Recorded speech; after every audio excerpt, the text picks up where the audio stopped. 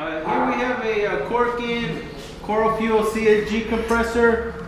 This compressor is hooked up to 440 volt 3-phase. We're going to go ahead and run it. We don't have a lot of power or enough power to run it by itself, but if I hit the motor starter, it will turn. So that's what we want to show you today. So I'll go ahead and do that, and you guys can see it work.